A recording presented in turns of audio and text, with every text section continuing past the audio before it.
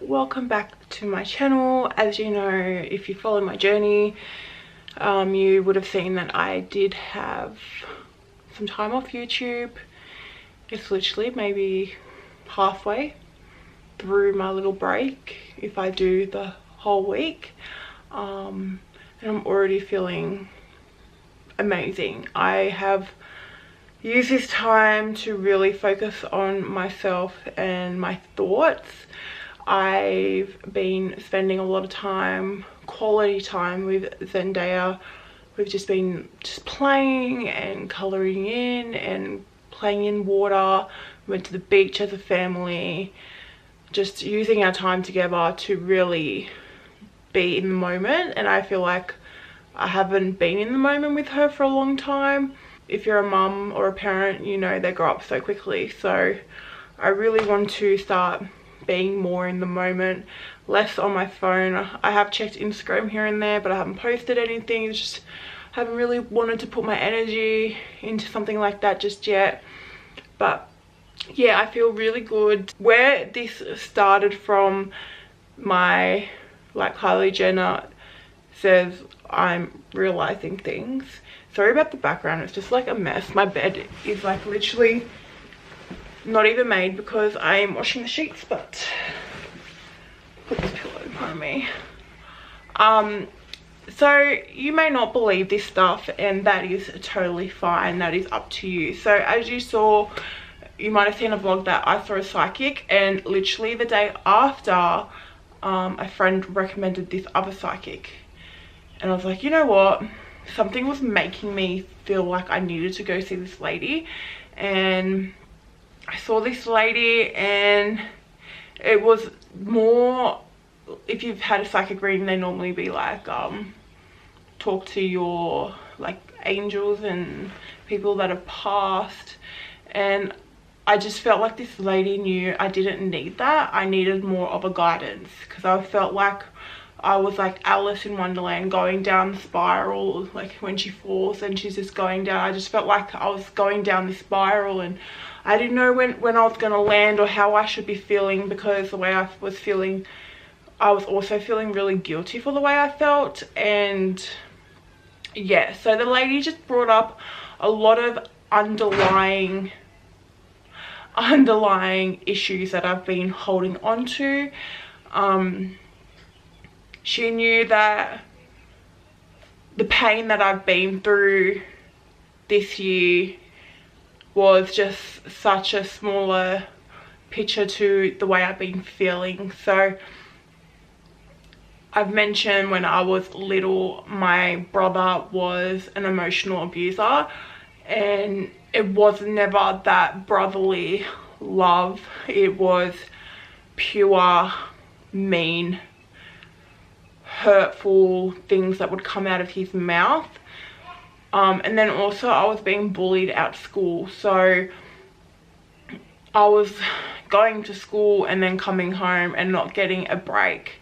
It was just like hours and hours of being picked on or singled out. And my brother used to be really harsh towards my body, and this is why I have the issues with my body. And I look in the mirror and I feel like I'm that big girl. And when I was talking to her, it just made me like open my eyes up and realize that I am not that girl anymore, and I am working so hard to not be that. And I should be proud of where I am now and how far I've come. And was thinking, like, I have worked so hard for the past 2 years, since Zendaya was like 6 weeks old, to work on myself. And to work on myself is going to the gym. That's my thing for myself, and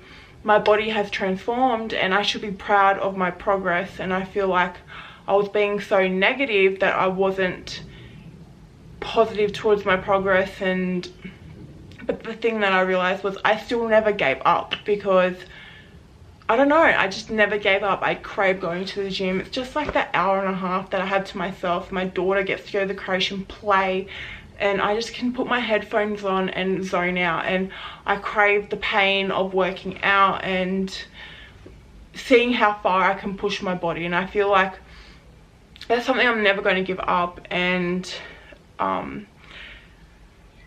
I think with all the stress that I was under, and underlying stress and things that I was keeping to myself, and the way I was feeling towards my partner, and that night I actually just like told him everything. I literally felt like the world came off my shoulders. And if you follow my Instagram, you would have seen a picture of me, like literally I've been feeling disgusting. My body doesn't handle stress or me being upset very well, and I was so bloated, and it was hurting me. And I feel like over the weekend, since I've let everything go, I feel like my body, that bloating is gone, and my body is literally changed so much.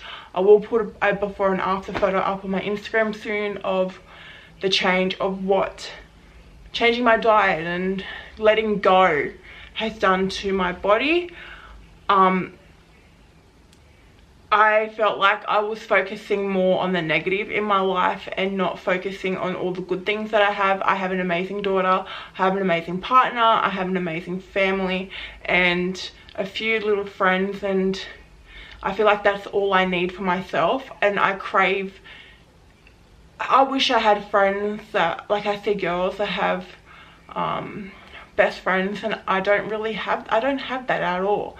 And I became quite jealous of other people, and I would go through like Instagram, and that was such a trigger to me, because she was telling me about how I can get triggered really easy. So when I sat back and realized what my triggers was Instagram, because when I was younger, you're told to be skinny, and to be skinny you're accepted, and then now you can be curvy, and there's all these curvy women with so much confidence, and now that's been accepted. So I'm just sitting here going, what am I supposed to be accepted? But then at the end of the day, I cared too much what other people were thinking, that I shouldn't be comparing myself and wanting to be accepted. I just need to be myself, and I'm working on that. I'm not saying that I'm fixed and my mental health is